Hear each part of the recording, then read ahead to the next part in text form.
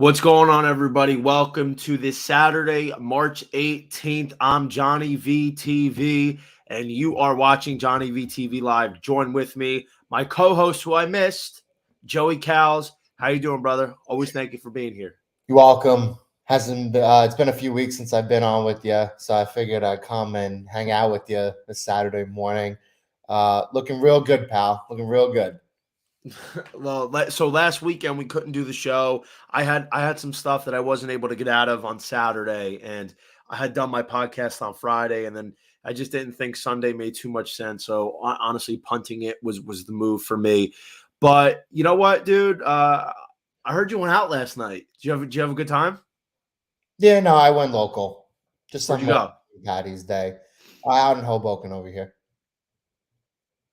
I wasn't able to get out last night. Well, I could have if I wanted to, but I chose to stay in and watch college baseball. So Yeah, St. Patty's Day's never really been my thing because I'm not Irish. A lot of my closest friends are Irish. So it's like every year when we do something that they usually want to do. For me personally, like I've never been the person to kind of look into it and actually create the plans for the day. Um, and like I don't really go that much to drink anymore anyway. So, but yeah, we had a good time. Well, everybody also forgets that St. Patrick was in fact Italian. It Yeah, was a I know. nice pie. It was a paisan, baby. Yes, He had garlic and oil running through his veins. So I think everybody kind of forgets that part. But all right. So Joe, we have a couple games that we have to get into. So far, there for whatever reason, there's no totals or run lines out on DraftKings here. It's a little strange today compared to yesterday, and I think maybe with conference play starting, they're coming out a little bit later with these run lines and totals. So we just have the money lines here today for now. But before we get into tomorrow or today's games, we have to recap yesterday, the best and worst of Friday's college baseball slate. Yeah, absolutely. I think right now a lot of their resources are being devoted to the NCAA tournament because everything's going on at the same time. So I wouldn't necessarily look too much into that. But yeah, John, if you want to take us through Friday's scores and results, let's start there. Yeah, for sure. I agree with you there. The NCAA tournament being so involved right now, and bookmakers aren't really focusing on college baseball, to be honest. So, but yes, in terms of the Friday winners, we have to go with Vanderbilt Commodores because they set the tone on Thursday. Then they come back out on Friday in game two with Hunter Owen on the mound, 6'6" lefty out of South Maine. Complete game shutty, 11 punchouts against Ole Miss, who a lot of people are regarding as a top 5 program in the country this year right now. I honestly don't think they're that high, but nonetheless, that was a very impressive performance. This comes on the heels of 2 underdog wins for the Commodores to steal this series, which could ultimately vault them very high this week in the rankings, taking down an Ole Miss team that a lot of people, like I said, have high regard for. And it's just a big win for Vandy. Maybe this is the start that they needed. They needed a kick in the ass to kind of get going and get back to themselves. This is the college baseball version of the New England Patriots. They are blue blood. They're royalty. And they hadn't really been playing like it. They're one of the worst teams in the SEC to this point coming into the week. And they take the series against Ole Miss, and I personally don't think they sweep them today. I think Ole Miss is a good plus money underdog at plus 115, but you got to tip your hat to what Vanderbilt was able to accomplish last night for sure. All right, so we're on the SEC train. We're going to get into games that you want to talk about today. Let's start with the Gamecocks of South Carolina and Georgia. South Carolina, 16th team in the country, minus 125 on the money line. Don't have anything else for you, but if you want to look at DraftKings right now, that's what they're priced at. Yeah, so South Carolina was on my card yesterday. They were minus 140 on the money line, and it's been a little bit weird. There's so many double headers this weekend. The weather's just not been cooperating, and with the double headers, we've been seeing some weird line movement.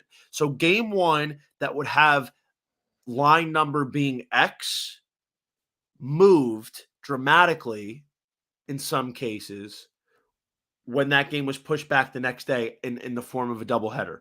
Although nothing had changed. So for instance, like South Carolina being 140 yesterday on the money line, as a favorite against Georgia didn't play.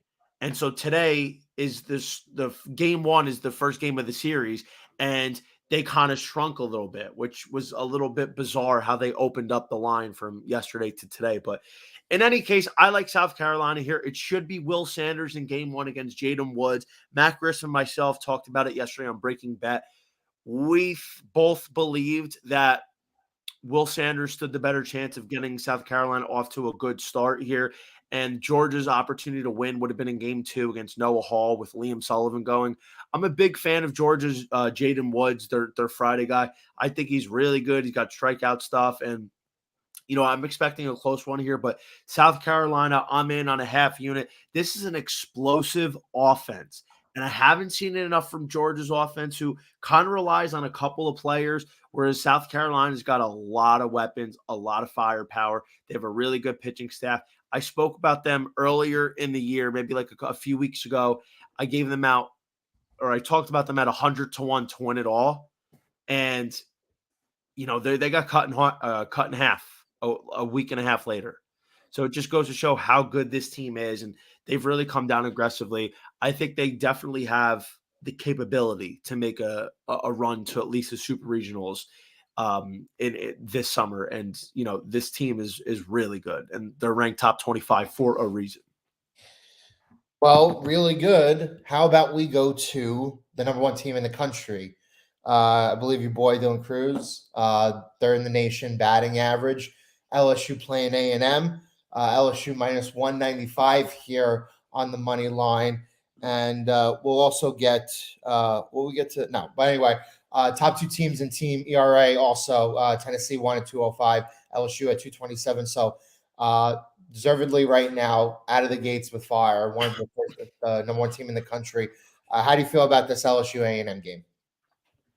So it was one of my best plays of the day yesterday, taking LSU on the money line. I actually grabbed it on Thursday night because I knew that there would be movement on it, and I took them at the best number I saw it at minus 160 with Paul Skeens on the mound, and it was a no sweater. It really was. It was remarkable. And so it's really difficult to sweep a team in the SEC. But if there is anybody that could do it, it is LSU. And I don't think this Texas A&M team is that good. I was really high on them last year, especially coming down the stretch. They were one of my dark horse teams to watch. But they lost some firepower. They're not the same team. They're okay. I think them being ranked number 15 in the country is a little bit generous, if I'm being frank. I don't buy them there. This is the same team that got swept by Portland a couple weeks ago, which is absolutely outrageous. I kind of do think, though, if Texas A&M wants to take a game, I feel like it would be today against Ty Floyd. And I like Ty Floyd. I think he's a good starter. I think he's got good stuff. But it would be really difficult, in my opinion, for them to take tomorrow's game against Thatcher Hurd, who is really, really good. He was a freshman last year at UCLA, got hurt early in the year, transferred over to LSU, and I think he's a top 5 prospect right now for 2024, and he's finding his groove, got his way into the Sunday rotation spot. But ultimately, I'm still going to go with LSU today. I got them at minus 175 this morning.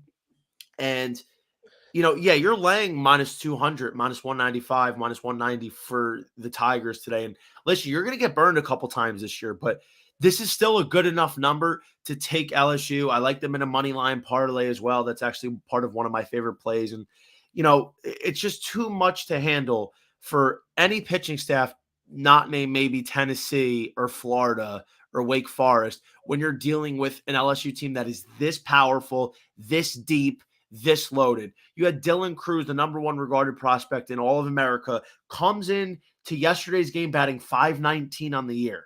Gets a couple base hits. He's up to .526 on the season. Tommy White, who's really found his groove. Jared Jones, the freshman, who hits absolute moonshots. Gavin Dugas, Trey Morgan, who gets on base a ton. It's ridiculous how good this LSU team is. So I think if there's a sweep to happen in the SEC this week, it's going to be LSU over Texas A&M. This team is an absolute daddy wagon. Give me the Tigers here. I'll lay it. I'll lay the big number, even though I don't like to do it. I think this is a good bet. it's a good value otherwise for a team that LSU's not going to be anything lower than 200, probably starting in mid-April. So you use LSU in your parlays today. LSU straight, LSU in the parlays, kind of like yesterday. You got to take the good with the bad. It's not always going to come home, but I mean, we're looking at value here. We're looking at a plays that should win. I feel like that is the case with the Tigers today. But like I said, it's good value because you're not going to keep getting LSU at this number. Like, let's say this series was in April, mid-April. LSU's probably opening at minus 230, minus 240. And that's if they keep playing the way they do, that's ultimately going to happen in about three to 4 weeks. You're going to start seeing the Tigers open up the series at minus 220, minus 230. The same thing that happened to the Volunteers last year. Tennessee was opening up in the minus 140 to 180 range for the first couple weeks of SEC play. Then once the books realize how effing good these teams are, they didn't open up below minus 210 for the rest of the season. And that's what's going to happen with LSU this year. So you touched on Florida a bit before. I wanted to get into that with Wyatt Langford's injury. And where do you see Florida going here for the next couple of weeks? Because they're right around the top 5. They're in that jumbled mess with all the other powerhouse SEC schools. So how does that injury affect them? Yeah, so I'm glad you brought that up because yesterday with Greg Larnard, our boy on our new podcast here, we have College Baseball Done Better on Better Sports Network. I spoke about the injury with Wyatt Langford, and for anybody that didn't hear it, to me, Wyatt Langford is Mike Trout as a 21-year-old. When you watch him play, he just looks like Mike Trout. He is a 5-tool player. It is outrageous how good he is. And not only how good he is, but what he means to this team. Now, the Gators are one of the best teams in the country. They have one of the deepest lineups, one of the deepest pitching staffs in terms of starters. And, it's this team, as good as they are, it's glaring how much their offense is kind of teetering without a guy like Langford. He sets the tone at the top of the lineup. They've been batting him in the 2-hole right in front of Jack Caglione. He gets on base. He can hit home runs. He can drive in runs. He could score from anywhere on the diamond. And I think the problem is we've seen that because we don't have that kind of steady catalyst in, it's kind of taken their toll on Florida a little bit. They managed to squeak out a win on Thursday and Friday yesterday, game 1. But fell completely flat in game 3 against Alabama. I feel like they got away with it because Alabama's not that good, but I just think Florida needs to keep their head above water until Langford returns. He should be back in about a month. And, he really means a lot to the team. It's not just his production. It's what are you getting in his stead, in his replacement?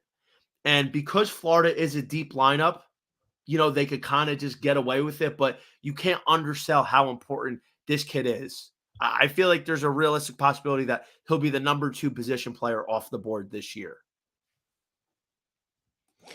Well said, pal. Well said. So probably I think your more intriguing game to look at today. We're looking at a Texas Tech team that was not ranked last week, right? So the 22nd team in the country, taking on number 12 Oklahoma State. Yesterday's game finished in 10 innings. Texas Tech ended up clipping Oklahoma State at the end there. Right now, you look at this game, DraftKings has it as a toss-up. Texas Tech is the minus 125 favorite. Despite winning yesterday, Oklahoma State coming in at minus 105. Let's see where the value lies in this game. I'm curious to hear your thoughts about that. So it's so interesting, Joe, because do you know how Texas Tech won yesterday? I didn't see. So OK State was up like 7-1, 7-2.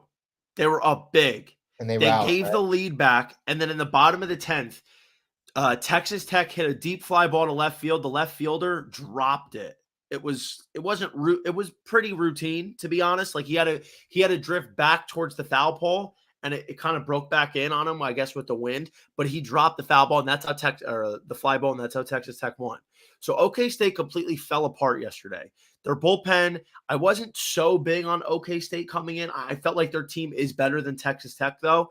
And one of the things that I really liked about this matchup, and I spoke about it yesterday, they decided to not throw their ace, their Friday guy, Warren Watts Brown, transfer from Long Beach State last night, and they saved him for today. So I love the fact that because OK State blew that game yesterday, they're going to come back strong today with their best pitcher on the mound, ready for vengeance. I think OK State is the play here, and it's definitely something you have to look at when you consider how bad that loss was for the Cowboys. I don't think it happens again, and I think Texas Tech is a very overrated team, and I think Oklahoma State is the side here with Ron Watts Brown on the bump. Really nice. Let's talk about another team that you can consider overrated. That Stanford team, right? Oregon State actually is the favorites there, minus 120 against the number 9 team in the country, Stanford. They come in at a minus 110. Seem to be trending right now in a little bit of the wrong direction here. So what is your opinion on that Stanford team? Yeah, Stanford is like the LA Dodgers of college baseball. They're going to be good in the regular season. They're going to make the playoffs that they ooh and ah, and they're so flashy. But once they get to the playoffs, they fall apart. And you know what? I got to be honest, this Stanford team is not that good. They really aren't. They do not impress me. Pac-12 teams don't impress me, but I feel like Stanford just gets too much credit when they really don't deserve it. Really well, right? I mean, they don't hit for average great, you know. Well, so the thing about the Cardinal is they have a couple really good offensive players. They have guys that are probably going to be first rounders. They have studs like Drew Bowser, Tommy Troy, Carter Grant, Braden Montgomery, a solid top of the lineup guy like Eddie Park. But they don't really have any depth. Pitching wise is a big concern.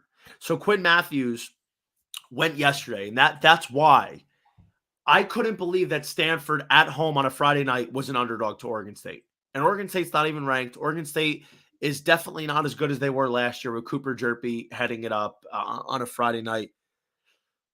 But I felt with Quinn Matthews, Stanford was going to take one game. They were going to lose a series. They were going to take one game. And if they were going to take the one game, it had to be last night with Quinn Matthews.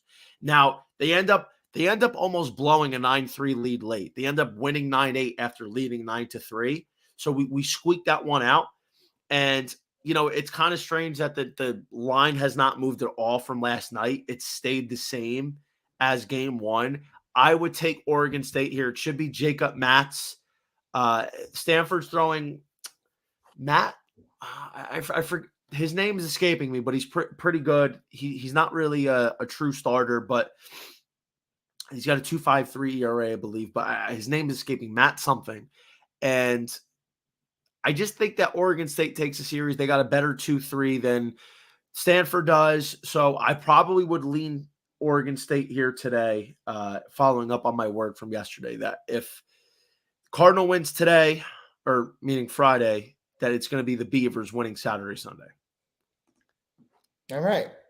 Are there any other games on the slate here for this Saturday that are intriguing? Got a couple of other top 25 programs in action. You got TCU, you got Virginia Tech.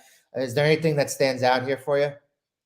So originally I liked the Virginia Tech Miami game, but I didn't realize, again, we have another doubleheader. The first game's on at 2, and there's no line out for that one. There's only looks like a line out for game 3. The book might have not realized that there's a doubleheader.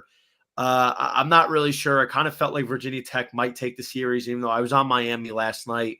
So I don't have a play there. But there's a couple other games that I'm looking at, and one of them to start off is going to be Texas State hosting Southern Miss. Now, part of the handicap last night on Breaking Bet was Southern Miss has their guy Tanner Hall going on a Friday night, minus 150. I didn't officially have that as a play, even though I liked it. And I was like, I think Southern Miss wins last night. Should have had it out, but Tanner Hall burned me a few weeks ago, so it's still fresh in my mind. Texas State wasn't throwing their ace, Levi Wells. They were saving him for Saturday. So my theory was, because they're throwing a guy like Christian Wood on Friday, who had no business throwing against Tanner Hall, it seemed like the Bobcats were pretty much punting Friday night and letting Levi Wells go Saturday against Matthew Adams from Southern Miss. So with that theory was, okay, Southern Miss takes game 1, but I'm taking Texas State game 2. Now, Texas State was plus 120 on the money line yesterday. And, I haven't seen them anywhere except Saracen, which is a small book in Arkansas. And it really pisses me off that they opened Texas State as a minus 105 underdog. They're not plus money. And maybe they realize that it is actually Levi Wells today. So I'm going with Texas State. Levi Wells has been one of the better pitchers in college baseball over the last couple of years. The Bobcats are one of the best mid-major programs in the country. And I think this is definitely the right side here. Southern Miss's offense is not that good.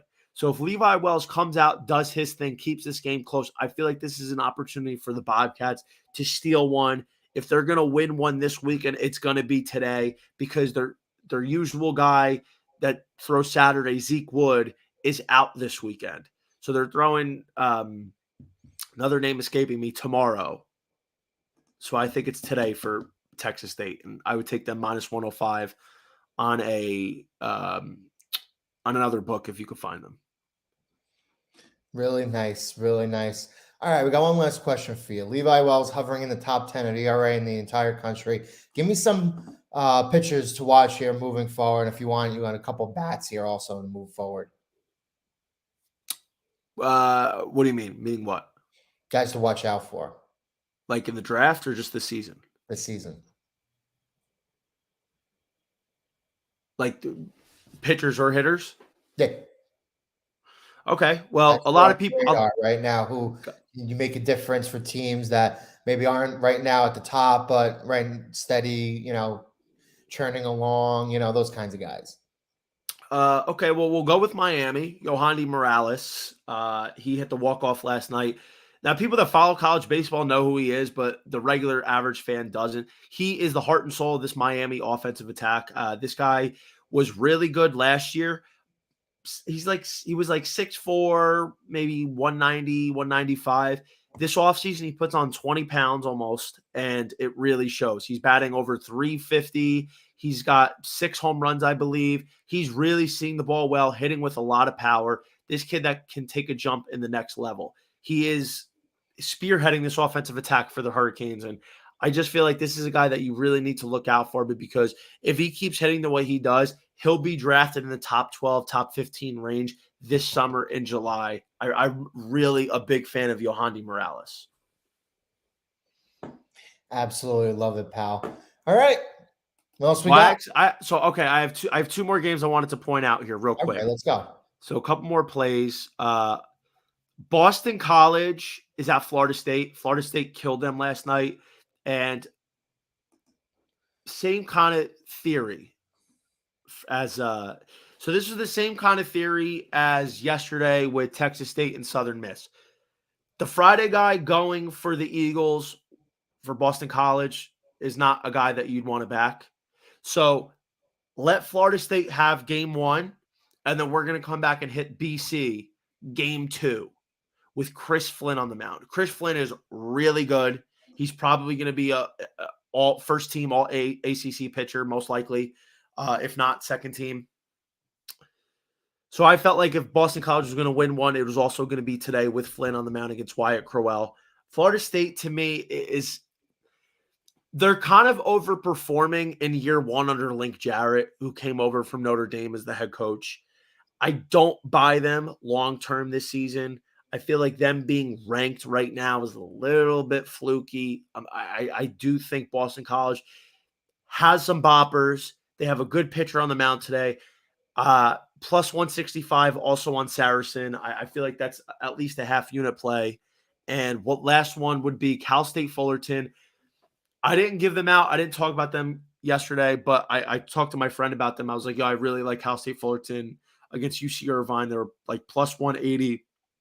And they ended up winning big. They won 10-0. I think they take the series. So I'm not sure if they win today.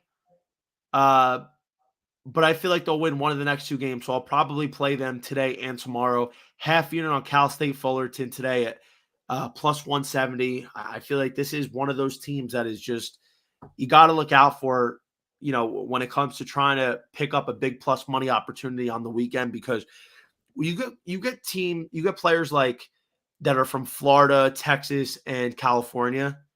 Even the ones that go to these small schools are really good. There's just such a surplus of elite talent in these states. They're big, they're warm weather, they're able to play year round. So I just think Cal State Fullerton is a good look here today as well.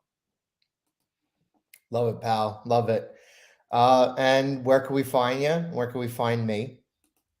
All right. So obviously you could sign up for me, betkarma.com, to get unlimited access to pristine betting and fantasy analysis and picks. Use of betkarma.com/JohnnyVTV today. Find me on BetKarma with all my articles, as well as a little Better Sports Network, College Baseball Done Better. Got a couple of podcasts besides these. It's really heating up for the college baseball season.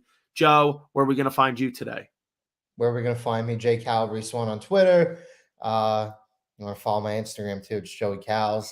But I was looking at some of that show yesterday. Not only just looking at that Langford clip, and gonna say it's pretty good. So definitely something that I think will differentiate BSM moving forward here. And if you're gonna want to talk about college baseball, looking at anything going on right now, betting wise. There's only one guy to do it. That's my gambling Guinea. He's the best at it. He's the most knowledgeable at it. Catch him there. Catch him on the weekends here for the show. So this was a lot of fun. Can't wait to continue doing it with you, pal. And hope you have a great weekend. You too, buddy. We gotta tackle one more thing before I let you go. Oh boy. Gambling Guinea's best betting trend. We're gonna go a 3-team parlay, LSU, Wake, Arkansas. So LSU, like I said, should have Ty Floyd on the mound today. I do love the Tigers. I just think you have to keep backing them. It is what it is, whatever it takes. Wake Forest, that game was supposed to be yesterday, postponed into a doubleheader today. I'm always cautious about doubleheaders, I'll be honest. But I just think with Rhett Lauder on the bump, who should be starting game one, who's probably a top 10 pick this year, that's a guy you have to back against Notre Dame. And then Arkansas, I think Arkansas should be throwing Will McIntyre against Auburn. They had a big win yesterday. I'm a big fan of the Razorbacks. They're quietly one of the best 10 teams in America. Nobody really talks about them, dealing with some injuries, but I feel like at plus 236, this is a very good parlay that we have to take a shot on here, Joe. Couldn't have said it any better myself, pal. All right, don't forget to follow us on Twitter. I'm at _JohnnyVTV. He's at JCalabrese1. We thank you so much for joining us, and we'll talk to you next week. Go get some winners today. Talk to you.